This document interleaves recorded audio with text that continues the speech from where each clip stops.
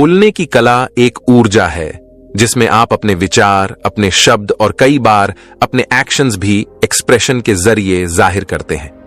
लोग कहते हैं कि दिग्गज ताकत के साथ दिग्गज जिम्मेदारी भी आती है।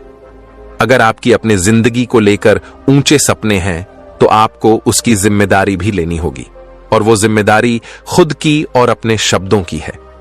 शायद आप इस सच से वाकिफ नहीं होंगे, पर आपके जुबान से निकले शब्दों का आपकी जिंदगी पर बहुत गहरा असर होता है, क्योंकि कहा जाता है कि इंसान एक दुकान है और जुबान उसका ताला। ताला खुलता है तो पता चलता है कि दुकान में कैसा माल भरा हुआ है।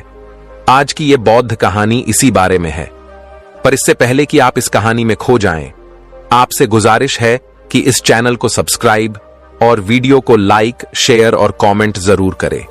दोस्तों, इस दुनिया में हर कोई अपने जीवन में कुछ दिग्गज हासिल करना चाहता है। सफलता, सम्मान और दूसरों के दिलों में जगह बनाना चाहता है। लेकिन क्या आपने कभी सोचा है कि वह कौन सा साधन है जो हमें इस मुकाम तक पहुंचा सकता है? वह कोई और नहीं बल्कि हमारे शब्द हैं। जी हां, हमारे शब्दों में इतनी ताकत है कि वे किसी की दुनिया बदल सकते हैं। हमारे शब्द तीर की तरह होते हैं। एक बार जुबान से निकल गए तो वे गहरे प्रभाव छोड़ते हैं। इनसे हम किसी को खुश कर सकते हैं, किसी का मन बदल सकते हैं, या फिर किसी को निराश भी कर सकते हैं। इसलिए सबसे पहले हमें यह समझना होगा कि शब्द केवल संवाद का माध्यम नहीं है, बल्कि वे एक ऐसा अस्त्र है जो सही तरीके से इस्तेमाल किया जाए तो हमें कामयाबी की ऊंचाइयों तक पहुंचा सकता है। दोस्तों, इस दुनिया में सबसे ताकतवर हथियार कोई तलवार या बंदूक नहीं है, बल्कि हमारे अपने शब्द हैं। शब्दों में वह शक्ति है जो इस दुनिया को हिला सकता है, लोगों के दिलों को जीत सकता है और जिंदगी को पूरी तरह बदल सकता है। आपने देखा होगा कि कई बार एक इंसान जिसकी शक्ल सूरत उतनी आकर्षक नहीं होती, फिर भी वह लोगों का दिल जीत लेता है। वह इज्जत, शोहरत और दौलत हासिल करता है क्योंकि वह जानता है कि कैसे सही तरीके से शब्दों का इस्तेमाल करना है। सोचिए, क्या आपने कभी ऐसे इंसान को देखा है जो दिखने में साधारण है लेकिन लोग उसके दीवाने हैं? क्या ऐसा व्यक्ति आपके जीवन में कभी आया है जिसने अपने बोलने के तरीके से आपको प्रभावित किया हो? ऐसे लोग जीवन में नाम, शोहरत, इज्जत और दौलत कमाते हैं सिर्फ अपनी बातों से। कई लोग पढ़ाई लिखाई में तो कमजोर होते हैं, लेकिन अपनी बातों से ही कामयाबी की सीढ़ियां चढ़ते चले जाते हैं। ऐसा इसलिए क्योंकि वे जानते हैं कि सही समय पर सही तरीके से सही शब्दों का इस्तेमाल कैसे करना है। याद रखिए, बोलने की कला सीखने के लिए आपको किसी विशेष शिक्षा की जरूरत नहीं है। बस आपको अपने अंदर के आत्मविश्वास को जगाना है, अपनी भावनाओं को शब्दों के माध्यम से सही तरीके से व्यक्त करना है। जब आप इस कला में माहिर हो जाते हैं तो फिर कोई भी मंजिल आपके लिए दूर नहीं रह जाती। शब्दों का जादू इतना शक्तिशाली होता है कि वह रोते हुए को हंसा सकता है और हंसते हुए को रुला सकता है। यह वही जादू है जिससे नेता पूरे देश पर राज और दुनिया पर राज करते हैं, कलाकार पूरी दुनिया का दिल जीतते हैं और व्यापारी अपने व्यापार को शिखर पर ले जाते हैं। यह वही जादू है जो हमें हमारे जीवन के हर क्षेत्र में कामयाब बना सकता है। तो चलिए जानते हैं इस कहानी के माध्यम से कि हम बातों से दुनिया कैसे जीत सकते हैं, कैसे हम किसी से अपना काम करवा सकते हैं, कैसे हम किसी को अपना दीवाना बना सकते हैं। एक समय की बात है, हिमालय की घाटी में एक बहुत ही महान बौद्ध भिक्षु रहते थे। उनकी ख्याति दूर दूर तक फैली हुई थी। एक दिन एक व्यक्ति उनके पास आया और वह व्यक्ति उस बौद्ध भिक्षु से कहता है कि हे गुरुवर, सब यही कहते हैं कि चालाकी से बात करो, चालाक बनो, अन्यथा तुम हमेशा पीछे रह जाओगे। हे गुरुवर, आप ही बताएं कि चालाक कैसे बना जाता है। क्या आप हमें चालाक बनने के बारे में कुछ बता सकते हैं? बौद्ध भिक्षु ने उस व्यक्ति की सारी बातें बहुत ही ध्यान से सुनी और उसके बाद मुस्कुराते हुए वह उस व्यक्ति से कहते हैं कि तुम मेरी बात बहुत ध्यान से सुनना। जो मैं तुम्हें बताने वाला हूं वह बहुत ही महत्वपूर्ण है। इस दुनिया में यदि कोई सबसे ताकतवर हथियार है तो वह है हमारे शब्द। फिर चाहे वह शब्द लिखे गए हों या फिर बोले गए हों, यह शब्द एक ऐसा हथियार है जिसका यदि सही समय पर, सही व्यक्ति पर और सही तरीके से इस्तेमाल किया जाए तो आप अपनी पूरी जिंदगी बदल सकते हैं और इतना ही नहीं, यदि हम चाहे तो अपने शब्दों को फूलों की तरह भी इस्तेमाल कर सकते हैं, और यदि हम चाहे तो अपने शब्दों को तीरों की तरह भी इस्तेमाल कर सकते हैं। हमारे कहे गए शब्द गहरे से गहरे घाव भी भर सकते हैं, और कभी कभी हमारे यही शब्द गहरे से गहरे घाव भी दे जाते हैं। हमारे शब्द में इतनी ताकत होती है कि यदि आप चाहे तो अपने कहे गए शब्दों से किसी की जिंदगी बना सकते हैं, और चाहे तो आप अपने इन्हीं शब्दों से किसी की जिंदगी बर्बाद भी कर सकते हैं। हमारे शब्दों में इतनी ताकत होती है कि आप चाहे तो दूसरों के जीवन में खुशियां भर सकते हैं, और यदि आप चाहें तो अपने इन्हीं शब्दों का इस्तेमाल करके उनके जीवन में दुखों का सैलाब ला सकते हैं। आप चाहे तो इन्हीं शब्दों से किसी के रिश्ते बना भी सकते हैं, और यदि आप चाहे तो इन्हीं शब्दों से किसी के रिश्ते खराब भी कर सकते हैं। आपके अपने कहे गए शब्द आपको कामयाबी भी दिला सकते हैं, और वही आपके कहे गए शब्द आपको पूरी तरह से तबाह भी कर सकते हैं। शब्द ना केवल एक इंसान को बल्कि पूरे के पूरे परिवार को, पूरे शहर को और इस पूरी दुनिया को बर्बाद करने की और निर्माण करने की ताकत रखते हैं। इसलिए शब्दों को इस दुनिया का सबसे ज्यादा ताकतवर और घातक हथियार माना जाता है। इसलिए हमें अपने शब्दों का इस्तेमाल सही ढंग से करना चाहिए, ताकि उसका इस्तेमाल करके हमें और दूसरों को भी भला पहुंचे। और इसीलिए मैं आज आपको शब्दों के कुछ जादू के बारे में बताने वाला हूं। और अब आपके मन में यह प्रश्न उठ रहा होगा कि क्या शब्दों में भी जादू होता है?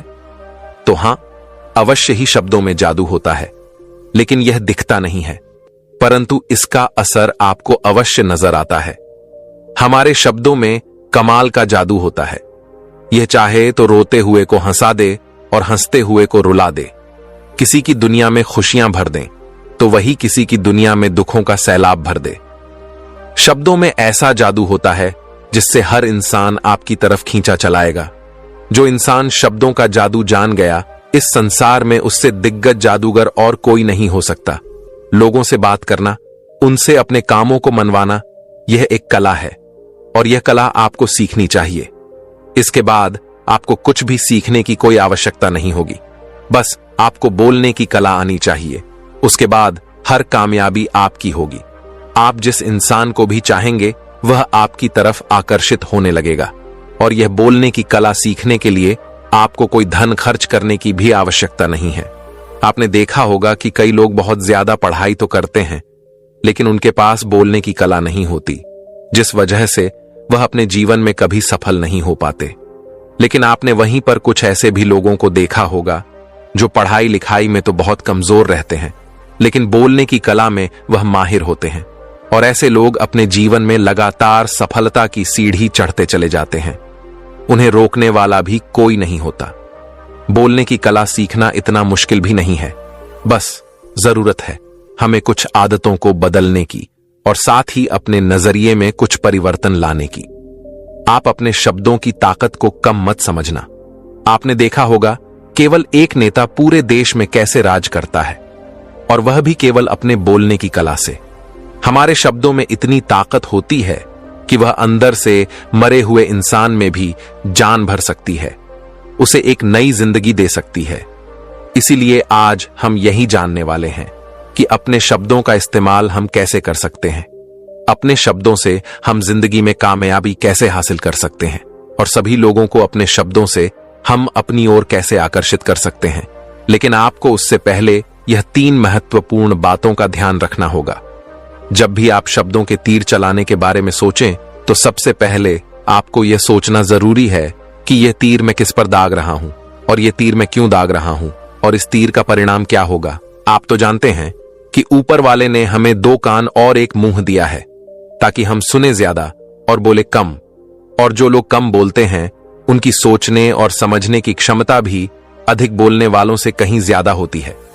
वह किसी भी काम में अपना 100% देने में पूरी तरह से समर्थ होते हैं। इसीलिए यदि आप भी जीवन में चालाक बनना चाहते हैं, अपने शब्दों का सही तरीके से इस्तेमाल करना चाहते हैं, तो आपको इन 8 बातों पर ध्यान देना होगा और इन बातों को अपने जीवन में उतारना होगा। हां, एक बात अवश्य ध्यान रखिए कि चालाकी से बात करने का अर्थ यह भी नहीं होता कि आप स्वार्थी बन जाएं। और किसी का गलत फायदा उठाएं। हमें चालाकी से बात करना इसलिए सीखना चाहिए ताकि हम इससे अपना और दूसरों का फायदा कर सके, न कि हमें किसी का गलत फायदा उठाना चाहिए और ना ही हमें किसी को फंसाना चाहिए।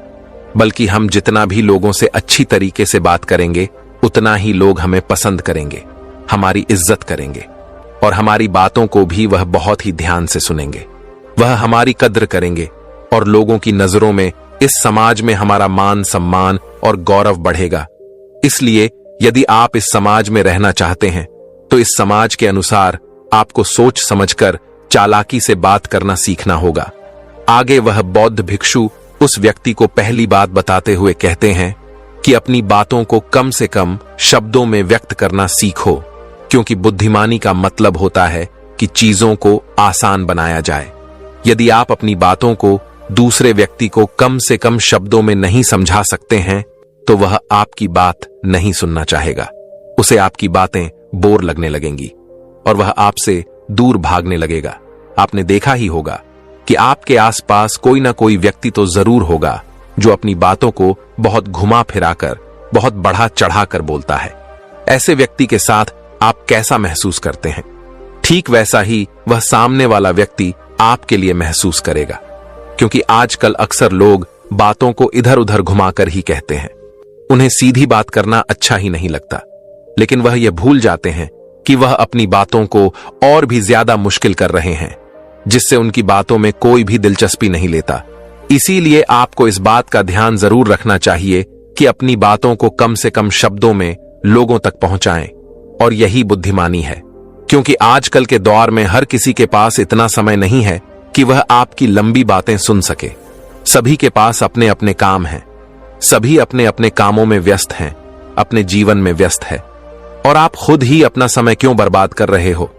जब आप किसी भी बात को केवल 1 मिनट में कह सकते हो तो आप उसके लिए आधा घंटा क्यों लगा रहे हो? जितना ज्यादा आप कहेंगे उतने ही सस्ते आप महसूस होंगे, और जितना ही कम शब्दों में आप अपनी बातों को लोगों तक पहुंचाएंगे तो लोग उतना ही ध्यानपूर्वक आपको सुनना और समझना पसंद करेंगे। आगे वह बौद्ध भिक्षु उस व्यक्ति को दूसरी बात बताते हुए कहते हैं कि दूसरों का दिल जीतना सीखो। आप जब भी लोगों के साथ होते हो तो उन्हें अपने साथ अच्छा महसूस करवाओ। अगर आपको किसी से अपना काम निकलवाना है तो उसकी जरा सी तारीफ करो, क्योंकि आजकल हर कोई अपनी तारीफ सुनना चाहता है। इससे आपका कुछ नहीं जाएगा, क्योंकि वह अपनी तारीफ खुद सुनना चाहता है। लेकिन हां, तारीफ करते समय इस बात का भी ध्यान रखना चाहिए कि सामने वाले को ऐसा ना लगे कि आप सचमुच में उसकी तारीफ नहीं कर रहे हैं, बल्कि उसका मजाक बना रहे हैं। जैसे मान लो कोई व्यक्ति काला है और आप उसे कह दो कि तुम बहुत सुंदर दिख रहे हो, तो वह आपकी बात समझ जाएगा और हो सकता है कि वह आपसे गुस्सा भी हो जाए। बल्कि आप उससे कुछ इस तरीके से बात करें कि अरे दोस्त, आज तो तुम बहुत अच्छे लग रहे हो। पहले कही गई बात उसे बिल्कुल पसंद नहीं आएगी, लेकिन जब आप उसे कहेंगे कि आप आज बहुत अच्छे लग रहे हो तो वह तुम्हारी बात अवश्य सुनेगा और उसे यह सुनकर बहुत अच्छा भी लगेगा। इसीलिए पहले उन्हें वह दीजिए जो उन्हें चाहिए, और फिर वह अपने आप ही आपको जो चाहिए वह देने को तैयार हो जाएंगे। फिर बौद्ध भिक्षु तीसरी बात बताते हुए कहते हैं कि जो भी बोलो विश्वास के साथ बोलो। अपनी बात रखने में कभी शर्माओ मत। अपनी बात को पूरे आत्मविश्वास के साथ रखो। आपने देखा होगा कि हम में से कई लोग अपनी बात रखने में शर्माते हैं। फिर भले ही वह उस विषय के बारे में अधिक जानकारी रखता हो, लेकिन वह लोगों से उस विषय के बारे में बात करने में शर्माता है, जिस वजह से लोग उसकी बातों पर विश्वास नहीं करते। उन्हें लगता है कि इसे इसके बारे में बिल्कुल नहीं पता, और वह लोग आपकी बातों में दिलचस्पी नहीं दिखाते, और वह लोग आपको आपकी बातों को झूठ भी समझने लगते हैं। इसलिए आप किससे क्या कह रहे हैं और क्यों कह रहे हैं, यह बात समझना भी बहुत जरूरी है। और यदि आप किसी के बारे में जानते हैं और पूरे आत्मविश्वास के साथ उस बात को रखते हैं तो सामने वाले व्यक्ति पर आपकी बातों का प्रभाव जरूर होगा, क्योंकि आत्मविश्वास में ही वह शक्ति है जिससे लोग आपकी बातों पर विश्वास करते हैं, आपकी बातों से ही प्रभावित होते हैं। किंतु यदि आप अपनी बात रखने में शर्माते हैं तो आप कभी भी अपना प्रभाव दूसरे व्यक्ति पर नहीं बना सकते। इसीलिए जब भी आप किसी से बात करें तो अपनी बातों को आत्मविश्वास के साथ रखें। आगे वह बौद्ध भिक्षु व्यक्ति को चौथी बात बताते हुए कहते हैं कि अपने शब्दों और अपने वाक्यों में भावनाओं को ढालने की कोशिश करें, क्योंकि जब तक आपके शब्दों में, आपके वाक्यों में भावनाएं नहीं होंगी तो वह लोगों के दिल तक कैसे पहुंच पाएंगी। और जब आपके शब्दों में, आपके वाक्यों में भावनाएं होती हैं तो वह आसानी से लोगों के दिल तक पहुंच जाती है। इसीलिए आपको अपनी आवाज को उसी माहौल के हिसाब से रखनी चाहिए। यदि आपको लगता है कि किसी वाक्य पर, किसी ऐसी स्थिति पर आपको दुखी होना चाहिए, तो आपकी आवाज में वह नमी होनी चाहिए। और यदि आपको लगता है कि सामने वाला व्यक्ति खुश है और वह खुशी खुशी आपकी बात सुन सकता है, तो आप उससे खुशी खुशी भी बात कर सकते हैं। और दूसरी तरफ, यदि आपको लगता है कि कोई व्यक्ति दुखी है और उसके मन को शांत होना चाहिए, तो आपको भी उसके मन को शांत करने वाली वाणी, मतलब अपने शब्दों, अपने वाक्यों का इस्तेमाल करना चाहिए। अपनी आवाज में नमी रखनी चाहिए, जिससे आपके मन की बात, आपकी भावनाएं उसके दिल तक पहुंच सके और वह आपकी बात सुनने में दिलचस्पी दिखाए। क्योंकि जब आप किसी का दर्द बांटते हैं तो सामने वाले व्यक्ति को बहुत अच्छा लगता है, और ऐसे समय पर आपकी भावनाएं, आपके शब्द और आपके वाक्य ही अधिक महत्व रखते हैं। शब्द, वाक्य सब एक ही होते हैं, बस इन्हें बोलने का तरीका अलग अलग होता है। जैसे आप अपने पार्टनर से प्रेम से कहते हैं कि मैं तुम्हें कभी नहीं छोड़ूंगा, और वहीं पर अगर आप गुस्से से यही बात कहते हैं, मैं तुम्हें नहीं छोड़ूंगा, तो इन दोनों बातों का मतलब बदल जाता है। सही तरीके से शब्दों का इस्तेमाल करना, यही बुद्धिमानी होती है। जो अपने शब्दों में, अपने वाक्यों में भावनाओं को जोर पाता है, वही लोगों के दिल में राज कर पाता है। आगे वह बौद्ध भिक्षु उस व्यक्ति को 5वीं बात बताते हुए कहते हैं कि जब भी तुम किसी व्यक्ति से बात करते हो तो उसकी आंखों में देखकर बात करो, क्योंकि यदि आप बात करते समय लोगों से नजरें चुराएंगे, सामने वाले व्यक्ति से छुप छुप कर बातें करेंगे, तो उसे ऐसा महसूस होगा जैसा कि आप उससे कुछ छुपा रहे हैं, आप उससे झूठ बोल रहे हैं। इसीलिए वह आपकी बातों में दिलचस्पी नहीं दिखाएगा और ना ही वह आपकी बातों पर विश्वास करेगा। और वहीं पर दूसरी तरफ, यदि आप पूरे आत्मविश्वास के साथ किसी दूसरे व्यक्ति की आंखों में देखकर उससे झूठ भी कह देंगे, तो भी वह आपकी बातों पर विश्वास कर लेगा और वह आपकी बातों में दिलचस्पी भी दिखाएगा। इसीलिए बात करो राजा की तरह। आगे वह बौद्ध भिक्षु उस व्यक्ति को 6ठी बात बताते हुए कहते हैं, कम बोलो और काम का बोलो, अर्थात अपने बोलने के तरीके सुधार ले। ना तो बहुत धीरे बोलो और ना ही बहुत तेज। अपने शब्दों का उच्चारण सही और स्पष्ट तरीके से करें। अगर आप बहुत जल्दी जल्दी बोलेंगे तो लोग कुछ भी समझ नहीं पाएंगे, और अगर आप बहुत धीरे धीरे बोलेंगे तब भी लोग आपसे बोर हो जाएंगे और वह आपकी बातों में जरा भी दिलचस्पी नहीं दिखाएंगे। यदि आप बहुत चिल्ला चिल्ला कर बोलेंगे तब भी लोगों को आपकी आवाज पसंद नहीं आएगी, और यदि आप बहुत धीरे धीरे बोलेंगे तब तो लोगों तक आपकी आवाज ही नहीं पहुंचेगी और आपकी बातों का असर भी नहीं होगा। इसीलिए अपनी बातों को साफ और स्पष्ट रखें, अपने शब्दों को साफ और स्पष्ट रखें, ताकि वह लोगों को अच्छी तरह से समझ में आ सके। क्योंकि अक्सर यह देखा गया है कि जब भी कोई इंसान बोलना शुरू करता है तो उसके शुरुआती 90 सेकंड यह कहते हैं कि लोग उसे सुनना पसंद करेंगे या नहीं, और यह भी बताता है कि वह व्यक्ति एक कुशल व्यक्ति है या नहीं। और यदि आप 90 सेकंड तक लोगों को अपनी बातों में रोक सकते हैं और यदि लोग आपकी बातों में रुचि लेते हैं, तो इसका अर्थ यही है कि वह लोग आपकी बातों को सुनना चाहते हैं, आपकी बातों को समझ रहे हैं और वह लोग आपसे जुड़ना भी चाहते हैं। किंतु अक्सर यही देखा गया है कि कुछ लोग बहुत चिल्ला चिल्ला कर कहते हैं और कुछ लोग बहुत धीरे धीरे कहते हैं, जिससे उनके शब्द ही समझ नहीं आते। इसीलिए शब्दों को स्पष्ट रखिए। आपको उतना ही आवाज में बोलना चाहिए जितने में आपके विचार सामने वाले व्यक्ति तक पहुंच सके। फिर 7वीं बात बताते हुए उस व्यक्ति को बौद्ध भिक्षु कहते हैं कि लोगों की मदद करना सीखो। जब भी आप किसी की मदद निस्वार्थ भाव से करते हैं तो सामने वाला व्यक्ति भी आपकी मदद करने के लिए अवश्य ही तत्पर रहेगा। जब भी आपको आवश्यकता होगी वह आपकी मदद अवश्य करेगा, क्योंकि आपने बुरे वक्त पर उसका साथ दिया था और वह भी बुरे वक्त में आपका साथ देने के लिए हमेशा तैयार रहेगा। आपने अपने घर में अपने बच्चों को तो देखा ही होगा, जिनका मन बिल्कुल साफ होता है जिनके मन में कोई भी स्वार्थ नहीं होता, और जब उन्हें कुछ चीज चाहिए होता है तो जैसा आप कहते हैं वह बिल्कुल वैसा ही करते हैं। आप कोई भी काम को उनसे कहते हैं तो वह उस काम को तुरंत ही कर देते हैं।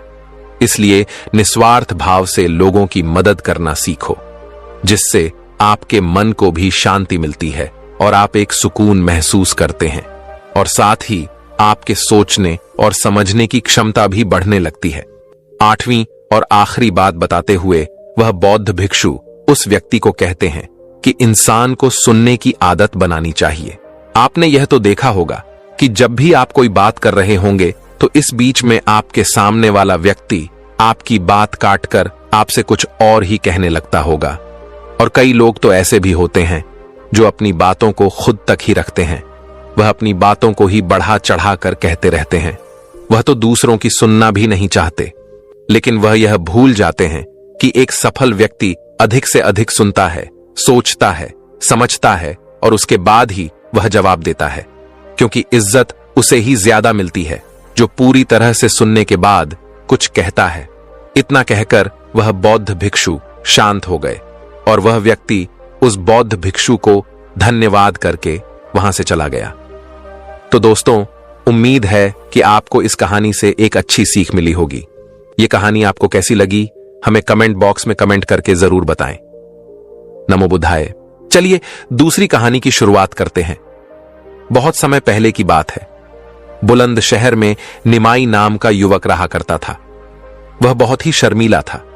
वह इतना शर्मीला था कि जब भी उसके सामने कोई नया व्यक्ति आ जाता तो वह उससे बात तक नहीं कर पाता था।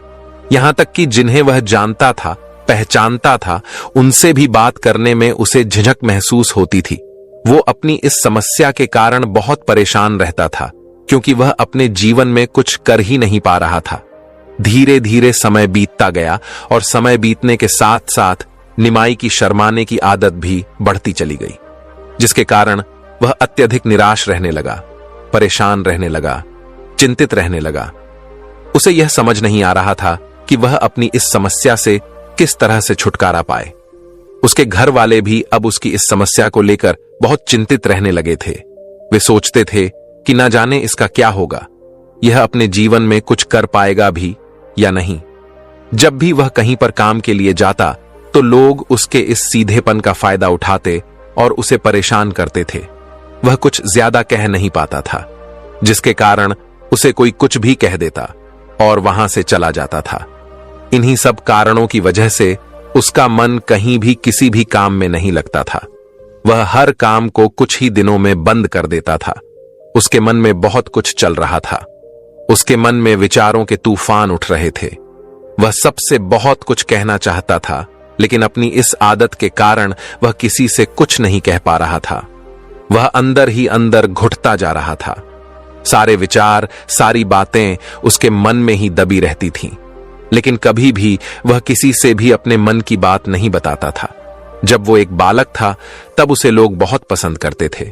उसकी इस आदत को भी लोग सराहते थे।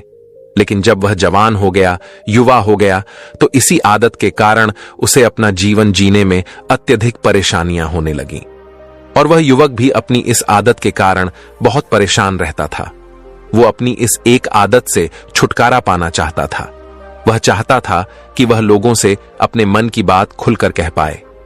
जो कुछ वो करना चाहता है, जो कुछ वो कहना चाहता है, वह सबसे वह खुलकर कह सके, कर सके। लेकिन जब भी कोई दूसरा उसके सामने आता तो उसकी जुबान मानो खुलती ही नहीं थी। यहां तक कि वह अपने माता पिता के सामने भी ठीक से बात नहीं कर पाता था। केवल उसके कुछ मित्र थे जिनसे वह अपने मन की बात कर पाता था। जब भी वह किसी बात का जवाब देता तो लोग उसका मजाक बनाते थे और कहते थे कि आज तो तेरे मुंह में भी जबान आ गई है। यह समस्या दिन ब दिन बढ़ती चली जा रही थी और इस समस्या के कारण अब उसके पिता भी अत्यधिक चिंतित रहने लगे थे। वह चाहते थे कि उनका बेटा भी दूसरों के सामने अपने मन की बात रख सके। लेकिन एक दिन जब अपने उस बेटे को दूसरों के सामने शर्मिंदा होता हुआ देख रहे थे, तभी उन्हें बहुत क्रोध आया और वह अपने बेटे को खरी खोटी सुनाने लगे। उन्होंने उस पर इतना गुस्सा किया कि वह युवा अत्यधिक क्रोधित हो गया और वहां से बिना कुछ कहे चला गया। शाम हो चुकी थी। और अब तक उनका बेटा घर नहीं लौटा था। माता और पिता दोनों बहुत ही चिंतित थे। वे अपने बेटे को वापस घर पर देखना चाहते थे, लेकिन वो युवा तो भागते भागते एक पर्वत की चोटी पर जा पहुंचा था। वह वहां से नीचे की ओर झांक रहा था और ईश्वर से कह रहा था, हे भगवान, आपने मुझे ऐसा क्यों बनाया? लोग मेरा मजाक बनाते हैं। जब मैं इस दुनिया में अपने मन की बात रख ही नहीं सकता, मैं किसी से कुछ कह ही नहीं सकता, तो फिर मैं इस जीवन को जीकर क्या करूंगा? जब भी मैं किसी से कुछ कहने की कोशिश करता हूं तो लोग मेरा मजाक बनाते हैं, यहां तक कि वह मुझसे कुछ भी कहकर चले जाते हैं और मैं उनका जवाब नहीं दे पाता। ऐसा जीवन जीकर मुझे क्या मिलेगा? इसीलिए मैं तेरे पास आ रहा हूं। इतना कहकर जैसे ही वह युवक कूदने की तैयारी कर रहा था कि तभी पीछे से आवाज सुनाई दी, बेटा, जान देना तो बहुत आसान है, लेकिन इस जान को तुम वापस नहीं पा सकोगे। जैसे ही यह आवाज उसके कानों में गई, वह पीछे घूमकर देखने लगा। वहां एक बौद्ध भिक्षु थे। उन्हें देखकर वह घबरा सा गया और अपने कदम पीछे खींच ली और चुपचाप वहां पर ठहर गया। अपनी आदत के कारण वह उनसे कुछ कह नहीं पा रहा था। तभी वो बौद्ध भिक्षु उस युवक से कहते हैं, बेटा, क्या बात है? आखिर तुम यहां पर क्या कर रहे हो और तुम अपने इस जीवन को क्यों समाप्त करना चाहते हो? यह अनमोल जीवन बहुत कम लोगों को नसीब होता है और तुम्हें यह जीवन व्यर्थ लगता है। इस पर वह युवक कहता है, नहीं नहीं, कुछ नहीं, मैं तो बस यहां पर यूं ही देख रहा था। तभी बौद्ध भिक्षु उस युवक से कहते हैं, बेटा, मैं जानता हूं कि तुम यहां पर क्या करने आए थे। तुम मुझसे कुछ नहीं छुपा सकते, लेकिन मैं चाहता हूं कि तुम अपनी समस्या मुझे खुद बताओ, तभी मैं उसका समाधान तुम्हें बता पाऊंगा। यदि तुम चाहते हो कि कोई तुम्हारी मदद करे, तो उसके लिए पहले तुम्हें ही अपने कदम आगे बढ़ाने होंगे। यदि तुम चाहते हो कि मैं तुम्हारी समस्या का समाधान करूं, तो तुम्हें मुझे अपनी समस्या बतानी होगी, वरना मैं कुछ नहीं कर सकूंगा। उन बौद्ध भिक्षु की यह बात सुनकर वह युवक कहता है, नहीं नहीं, मैं ठीक हूं, मैं सच कह रहा हूं। उस युवक की यह बात सुनकर बौद्ध भिक्षु उस युवक से कहते हैं, ठीक है बेटा, यदि तुम नहीं चाहते कि मैं तुम्हारी मदद करूं, तो कोई बात नहीं, मैं तुम्हारी बात पर विश्वास कर लेता हूं। लेकिन तुम्हें भी मेरी एक बात पर विश्वास करना चाहिए कि मैं तुम्हारी मदद के लिए ही यहां पर आया हूं। तुम चाहो तो तुम अपनी समस्या मुझे बता सकते हो और मैं तुम्हारी इस समस्या का समाधान भी अवश्य करूंगा। इसका जवाब देते हुए युवक उन बौद्ध भिक्षु से कहता है, नहीं नहीं, मैं ठीक हूं, आप जाइए। इस पर वह बौद्ध भिक्षु उस युवक से कहते हैं, ठीक है बेटा, यदि तुम चाहते हो कि मैं यहां से चला जाऊं, तो मैं यहां से चला जाता हूं। लेकिन मेरी एक बात याद रखना, मेरे जाने के बाद मैं तुम्हारी कोई मदद नहीं कर पाऊंगा और हो सकता है कि तुम्हारी मदद के लिए कोई और आगे भी ना आए। इतना कहकर बौद्ध भिक्षु पीछे की ओर घूमे और अपने मार्ग में आगे बढ़ने लगे। वह युवक वहीं पर था और यह सब देख रहा था। जैसे ही वह कुछ दूर पहुंचे, तभी उस युवक ने जोर से आवाज लगाई, गुरुदेव, मेरी समस्या बहुत दिग्गज है, क्या आप उसका समाधान कर सकेंगे? क्या आप मुझे उसका समाधान दे सकेंगे? यह सुनकर बौद्ध भिक्षु वहीं पर ठहर गए और उस युवक की बात का जवाब देते हुए कहा, बेटा, इस दुनिया में कोई भी ऐसी समस्या नहीं है जिसका कोई समाधान ना हो। यदि तुम मुझे अपनी समस्या बताओगे तो मैं उसका समाधान अवश्य करूंगा। तभी वह युवक उन बौद्ध भिक्षु से अपनी समस्या बताते हुए कहता है, गुरुवर, मेरी एक बहुत दिग्गज समस्या है कि मैं शर्मीला हूं, जिसके कारण मैं किसी से कोई वार्तालाप नहीं कर पाता। यहां तक कि मैं अपने मन की बात भी किसी को नहीं बता पाता। जब भी मैं किसी से बात करने की कोशिश करता हूं, तो लोग मेरा मजाक बनाते हैं। जब भी मुझे कोई खरी खोटी सुनाता है, उलटी सीधी बातें करता है, तो मैं उनका जवाब नहीं दे पाता। मैं लोगों की तरह चालाक बनना चाहता हूं, लोगों की तरह बातों का जवाब देना चाहता हूं, अपने मन की बात करना चाहता हूं। मैं इस दुनिया के साथ कदम से कदम मिलाकर आगे बढ़ना चाहता हूं। क्या इसका कोई समाधान है? उन बौद्ध भिक्षु ने उस युवक की सारी बातें ध्यानपूर्वक सुनी और फिर जवाब देते हुए कहते हैं, बेटा, जरूरत से ज्यादा शर्मीला होने का अर्थ यह है कि तुम्हारे अंदर कोई भय है जिसे तुम पहचान नहीं पा रहे हो और इसके कारण तुम उसका समाधान करने में भी असमर्थ हो। शर्म करना अलग बात है और घबराना अलग। जब हमारे भीतर भय होता है तब हम कहीं भी किसी से भी कोई भी बात नहीं कर सकते। हमें चारों तरफ केवल भय ही नजर आता है और हम हर जगह से घबराते ही रहते हैं, लेकिन इसे शर्माना नहीं कहते। शर्म तो बस एक हद तक तुम्हें चुप रख सकता है। फिर वह बौद्ध भिक्षु उस युवक से कहते हैं, बेटा, तुम सबसे अधिक किससे शर्माते हो? युवक इसका जवाब देते हुए कहता है, गुरुवर, मुझे अपने पिता से बात करने में बहुत शर्मा आती है। मैं उनके सामने कुछ बोल ही नहीं पाता। तभी वह बौद्ध भिक्षु उस युवक से कहते हैं, अच्छा, तो यह बताओ कि जब तुम अपने पिता से बात कर रहे होते हो या फिर बात करने का प्रयास करते हो तो तुम्हारे मन में कैसे ख्याल आते हैं? युवक इसका जवाब देते हुए कहता है, गुरुवर, जब भी मैं अपने पिता से बात करने का प्रयास करता हूं तो मुझे ऐसा लगता है कि मानो मेरे पिता अभी मुझ पर गुस्सा करेंगे, मुझसे नाराज हो जाएंगे और कहीं ना कहीं मुझे यह भी लगता है कि मैं कुछ गलत बात ही करूंगा। यहां तक कि मेरे मन में ऐसे भी ख्याल आते हैं कि शायद मेरे पिता मुझसे प्यार ही नहीं करते। परंतु गुरुवर, आप कहते हैं कि शर्म अलग है और भय अलग बात है, तो क्या कोई ऐसा उपाय है जिससे मुझे भय ही ना हो? क्या कोई ऐसा रास्ता है जिससे मेरे अंदर का यह भय पूरी तरह से समाप्त हो जाए? कृपा करके मुझे इस समस्या का समाधान बताइए। मुझे अपने इस भय से बाहर निकलना है, लोगों की तरह अपने इस जीवन को खुलकर जीना है। उस युवक की यह सारी बातें सुनकर बौद्ध भिक्षु उस युवक से कहते हैं, जाओ और अपने पिता से कहो कि मुझे कुछ काम करना है और उसके लिए मुझे आपसे कुछ धन चाहिए।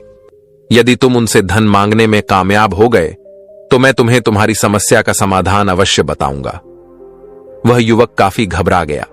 उसने उन गुरुवर से कहा, हे गुरुवर, मुझे यह कार्य ना दीजिए। मैं उनसे कुछ नहीं कह पाता। उनके सामने तो मेरी बोलती तक बंद हो जाती है। मैं उनसे धन भला कैसे मांगूंगा? यह बात सुनकर बौद्ध भिक्षु उस युवक से कहते हैं, तब तो तुम्हारी समस्या का कोई भी समाधान नहीं है और ना ही तुम कभी भी अपने जीवन को खुलकर जी पाओगे। यह बात सुनकर युवक उन भिक्षु से कहता है, गुरुवर, ऐसा ना कहे। कृपा करके मुझे कोई और कार्य बताइए, कोई ऐसा कार्य जिससे मेरे अंदर का भय पूरी तरह से समाप्त हो जाए। इसका जवाब देते हुए वह बौद्ध भिक्षु उस युवक से कहते हैं, बेटा, यदि तुम्हें अपने अंदर के भय को समाप्त करना है तो पहले तुम्हें मेरा यह कार्य करना होगा जो मैंने तुम्हें कहा है। वह युवक घबराकर काफी देर सोच विचार करने के बाद पुनः गुरुवर से कहता है, ठीक है, यदि आप चाहते हैं कि मैं इस कार्य को करूं तो मैं इसे करने का पूरा प्रयास करूंगा। इतना कहकर वह युवक अपने घर लौट जाता है।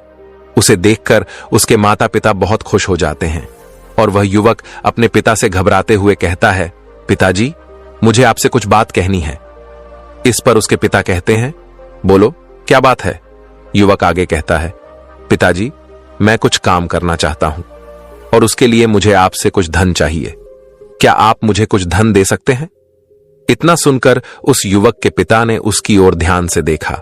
काफी देर देखने के बाद वह खुशी से झूम उठे और तुरंत ही उन्होंने कुछ धन अपने पुत्र के हाथों पर रख दिया और कहने लगे, बेटा, इतना धन काफी है कि तुम्हें और चाहिए? इसके जवाब में वह युवक अपने पिता से कहता है, नहीं नहीं पिताजी, इतना काफी है, मैं इतने से काम चला लूंगा।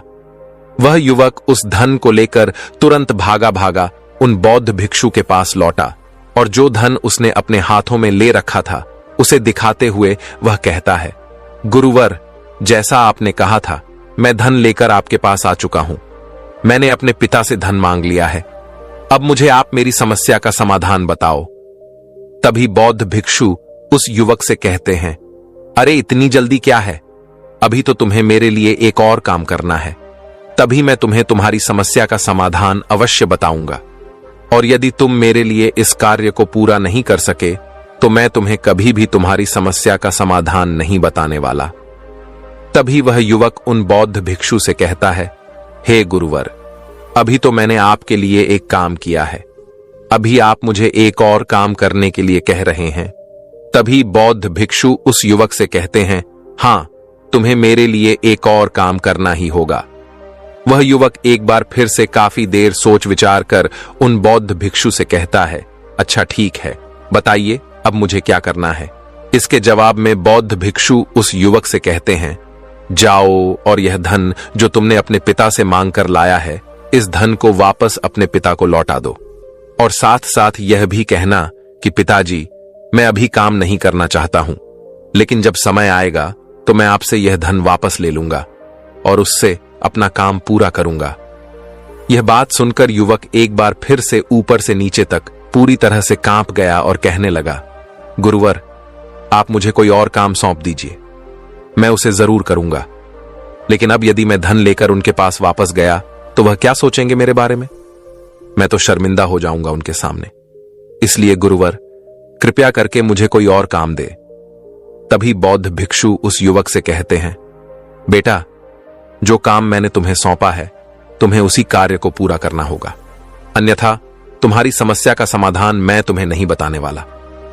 काफी देर सोच विचार करने के बाद वह उन बौद्ध भिक्षु से कहता है, ठीक है गुरुवर, मैं वापस जाता हूं और यह धन लौटा कर आता हूं। वह तुरंत अपने पिता के पास वापस लौटा और उसने अपने पिता से कहा, पिताजी, मैं यह धन अभी नहीं लेना चाहता, अभी यह धन आप मुझसे वापस ले लीजिए। जब मुझे कोई काम होगा तो मैं आपसे यह धन वापस ले लूंगा। उसके पिता ने उस युवक की तरफ घूर घूर कर काफी देर तक देखा और फिर मुस्कुराते हुए कहने लगे, बेटा, मैं समझता हूं कि किसी भी काम को शुरू करने से पहले हमें उसके बारे में जानकारी इकट्ठा करनी चाहिए। उसके बारे में समझना जरूरी है, कब, क्या और कैसे करना है, इसके बारे में भी हमें जानकारी लेनी जरूरी है। कोई भी काम ऐसे ही नहीं शुरू किया जा सकता। मुझे बहुत खुशी है कि तुमने यह सही निर्णय लिया है। जब तुम्हें यह समझ में आ जाए कि जो कार्य तुम करने जा रहे हो वह तुम्हारे लिए उचित है, तब तुम चाहो तो मैं तुम्हें यह धन वापस लौटा दूंगा। युवक अपने पिता से यह सारी बातें सुनकर मन ही मन बहुत प्रसन्न था। उसने यह तो उम्मीद तक नहीं की थी कि उसके पिता हंसकर उसे इस तरह से सारी बातें समझाएंगे। वह मन ही मन यह सोच ही रहा था कि तभी उसके पिताजी उसके और करीब आए और अपने उस युवा बेटे को गले से लगा लिया। जैसे ही उसके पिता ने उस युवक को गले से लगाया, उसको बहुत अच्छा महसूस हुआ। आत्मविश्वास, उसका हौसला और बढ़ता गया। उसके बाद युवक वापस गुरुवर के पास लौटा और कहने लगा, गुरुवर, जैसा आपने कहा था मैंने बिल्कुल वैसा ही किया है। मैंने धन अपने पिता को वापस कर दिया है। अब तो कृपया करके मुझे मेरी समस्या का समाधान बता दीजिए। तभी बौद्ध भिक्षु उस युवक की तरफ देखकर मुस्कुराते हैं और इस युवक से कहते हैं, बेटा, इतनी जल्दी क्या है? अभी तो तुम्हें मेरे लिए एक और काम करना ही होगा। वह युवक कहता है, महाराज, आप आखिर मुझसे बार बार इस तरह से काम क्यों करवा रहे हैं? क्या आपके पास मेरी समस्या का कोई समाधान नहीं है? कहीं आप मुझे बेवकूफ तो नहीं बना रहे? जिस तरह से लोग मुझे बेवकूफ बनाते हैं, क्या आप भी मेरे साथ वही तो नहीं कर रहे? आपने कहा, जाओ अपने पिता से पैसे मांग कर लाओ। मैंने पैसे मांग कर लाए। आपने फिर कहा, जाओ ये पैसे अपने पिता को लौटा कर आओ। मैंने आपके कहे अनुसार बिल्कुल वैसा ही किया। और अब आप कह रहे हैं कि मैं आपके लिए एक और काम करूं? नहीं, यह मुझसे नहीं होगा।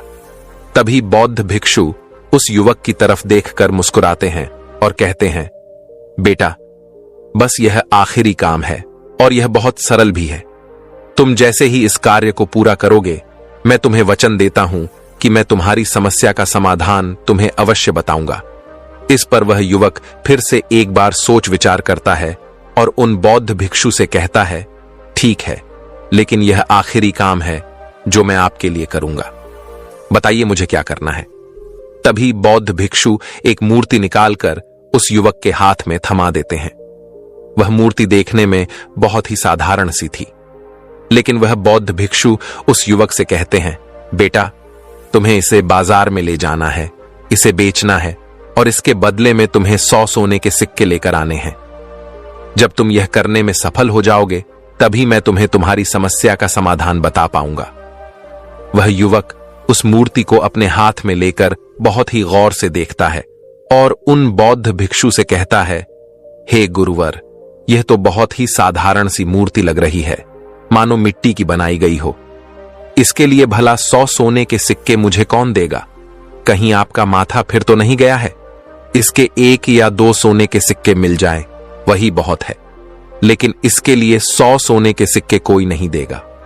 तभी बौद्ध भिक्षु उस युवक से कहते हैं, बेटा, मैंने जो तुम्हें काम सौंपा है, यदि तुम उसे पूरा करोगे तभी तुम्हें तुम्हारी समस्या का समाधान मिल पाएगा, अन्यथा तुम चाहो तो अपने घर लौट सकते हो, फिर से वही अपने पुराने जीवन में जहां लोग तुम्हारा मजाक बनाते हैं, लोग तुम्हें सताते हैं।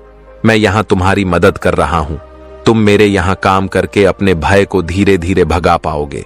मेरे इस काम को पूरा कर दो, तुम्हें सब समझ आ जाएगा। वह युवक उन बौद्ध भिक्षु की बात सुनकर मन ही मन यह विचार करता है कि मुझे तो मेरी समस्या का समाधान किसी भी हालत में चाहिए, जिस कारण वह उस मूर्ति को उठाकर बाजार की ओर चला जाता है। बाजार पहुंचकर वो एक जगह चुपचाप उस मूर्ति को लेकर बैठ जाता है और इंतजार करने लगता है कि कोई आएगा और उससे मूर्ति के बारे में पूछेगा, और तब वह उस मूर्ति के लिए 100 सोने के सिक्के की मांग करेगा। देखते ही देखते काफी समय बीत गया, लेकिन अभी तक उसके पास कोई भी व्यक्ति नहीं आया था। उसने आसपास देखा तो लोग चिल्ला चिल्ला कर अपने सामानों को बेच रहे थे, जोर जोर से आवाज लगा रहे थे। उसने भी सोचा, यदि मुझे अपनी इस मूर्ति को बेचना है तो मुझे भी जोर जोर से आवाज लगानी होगी। उस युवक ने चिल्लाना शुरू किया, लेकिन वह इतनी जोर से नहीं चिल्ला रहा था। उसकी आवाज उसे खुद तक सुनाई नहीं दे रही थी, तो भला उसकी आवाज को दूसरे कैसे सुनते, जिस कारण उसे कोई भी व्यक्ति खरीदने के लिए तैयार नहीं था। धीरे धीरे शाम का समय हो चुका था और उस व्यक्ति को यह भय था कि कहीं वह बौद्ध भिक्षु वहां से कहीं चला ना जाए, अन्यथा उसे उसकी समस्या का समाधान कौन देगा। यह सोचकर उसने जोर जोर से आवाज लगानी शुरू की कि 100 सोने के सिक्के में यह मूर्ति ले लो। उसकी आवाज सुनकर लोग उसके पास आने लगे और उससे यह सवाल करने लगे कि इस मूर्ति में ऐसा क्या है जो तुम इसके लिए 100 सोने के सिक्कों की मांग रहे हो। इसके अंदर ऐसा कुछ तो खास होगा ही। युवक काफी देर सोच विचार कर कहता है, नहीं नहीं, मुझे कुछ नहीं पता, मैं तो बस यह मूर्ति यहां पर बेचने आया हूं। तभी उसमें से एक युवक उससे कहता है, अगर ऐसी बात है तो इस मूर्ति को कोई नहीं खरीदने वाला। आखिर इस मूर्ति में ऐसा क्या खास है जिसके लिए तुम सोने के सिक्के की मांग कर रहे हो? यह तो तुम्हें बताना ही होगा। धीरे धीरे कई लोग उसके पास आए और सभी ने बस एक ही सवाल किया, आखिर इस मूर्ति में ऐसा क्या खास है? उस युवक ने उससे बातचीत की, उन्हें समझाने की कोशिश की, कई प्रयत्न किए, लेकिन कोई भी उस मूर्ति को सोने के सिक्के देकर खरीदने के लिए तैयार नहीं था। वह निराश हो गया। उसे कुछ समझ नहीं आ रहा था कि वह क्या करे। तभी बाजार में उसने देखा कि कुछ लोग अपने सामानों की खासियत बता रहे हैं। उसे बेचने के लिए उसकी खास खास बातों के बारे में लोगों को समझा रहे हैं। यह देखकर उसने भी सोचा कि मुझे भी इस मूर्ति की कुछ खासियत लोगों को बतानी होगी। उसने फिर एक बार जोर जोर से आवाज लगानी शुरू की, गुरु की इकलौती मूर्ति है जो इस दुनिया में केवल एक ही है। जिसके पास भी यह मूर्ति होगी उसके घर में कोई समस्या नहीं होगी। यह मूर्ति उस समस्या का समाधान तुम्हें अवश्य बताएगी। यह सुनकर लोग उसके पास पहुंचने लगे और उससे यह सवाल करने लगे कि क्या सच में यह मूर्ति जिसके पास होगी उसके पास कोई समस्या नहीं होगी? क्या सच में यह सभी समस्याओं का समाधान करती है? उसका जवाब देते हुए युवक कहता है, हां, सभी समस्याओं का समाधान कर देती है। यदि आप इस मूर्ति को ले जाते हैं आपके घर, तो कोई भी समस्या होगी तो उसका समाधान यह आपको अवश्य बताएगी, चाहे कोई भी समस्या हो। इतना सुनने के बाद अब वही एक मूर्ति सबको चाहिए थी। उस मूर्ति के दाम लगाने लगे। कोई उसे 200 सोने के सिक्के, तो कोई 400, कोई 600, तो कोई 1000 सोने के सिक्के देने के लिए तैयार था। उस मूर्ति की कीमत लगातार बढ़ती जा रही थी। जैसे जैसे लोगों को पता चलता जा रहा था कि यह मूर्ति लोगों की समस्या का समाधान करती है, लोग उसे किसी भी कीमत पर खरीदने के लिए तैयार हो गए। अब वह युवक भी आत्मविश्वास के साथ और जोर से चिल्ला रहा था, लोगों को उस मूर्ति के बारे में समझा रहा था, बता रहा था। अब उसके मन में कोई भय नहीं था। वह लोगों को उस मूर्ति के बारे में पूरे आत्मविश्वास के साथ बिना घबराए उस मूर्ति की खासियत बताने में लगा हुआ था, जिसके कारण लोग उस पर भरोसा कर रहे थे और वह भरोसा लोगों की नजरों में नजर भी आ रहा था। जैसे जैसे अंधेरा होता गया, लोगों की भीड़ कम होने का नाम ही नहीं ले रही थी। लोग उस मूर्ति को खरीदना चाहते थे। उस युवक ने जोर से आवाज लगाई कि मुझे क्षमा करें, यह मेरे गुरु की मूर्ति है और मैं इसे बेचना नहीं चाहता। इतना कहकर वह युवक उस मूर्ति को लेकर वापस खाली हाथ लौट आया और उन गुरुवर के पास पहुंचा और उन गुरुवार से कहने लगा, हे गुरुदेव, आपका बहुत बहुत धन्यवाद। इस मूर्ति ने मेरी समस्या का समाधान कर दिया। मुझे समझ में आ गया कि मेरी क्या समस्या थी। हालांकि मैं इसे बेचकर सोने के सिक्के तो आपके लिए नहीं ला पाया, लेकिन मुझे मेरी समस्या का समाधान अवश्य मिल गया। आपका बहुत बहुत धन्यवाद। इस बात को सुनकर बौद्ध भिक्षु उस युवक से कहते हैं, बेटा, मैंने तुम्हारी समस्या का समाधान नहीं किया है, तुमने तो खुद ही अपनी समस्या का समाधान किया है।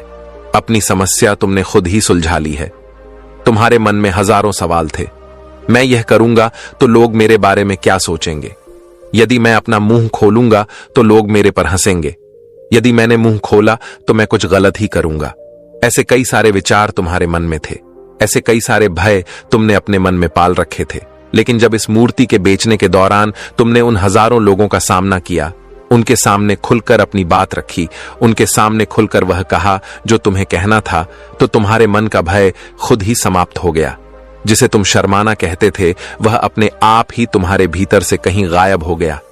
युवक अपने गुरु की यह बात सुनकर अपने गुरुवार से कहता है, गुरुवर, आप सही कहते हैं। आपने आज मेरे मन में वह विश्वास जगा दिया है जिसे मैं अब अपने जीवन में कुछ भी हासिल कर सकता हूं। आपका बहुत बहुत धन्यवाद। भय को धीरे धीरे खत्म करने से ना ही आपको शर्म आएगी और ना ही भय लगेगा। और जब आपके भीतर का भय हमेशा के लिए समाप्त हो जाएगा, तो आप अपने जीवन में जो भी कुछ करना चाहते हैं, जो भी कुछ पाना चाहते हैं, उसका रास्ता आपके लिए पूरी तरह से साफ हो जाएगा और आप अपने मार्ग पर तेजी से आगे की ओर बढ़ने में सक्षम भी हो जाएंगे। इसलिए लोग क्या कहते हैं, यह सोचना त्याग दीजिए और खुद पर विश्वास कीजिए, क्योंकि आप ही हैं जो अपने इस भय का सामना कर सकते हैं। दोस्तों, उम्मीद है कि यह कहानी आपको पसंद आई होगी। नमो बुद्धाय।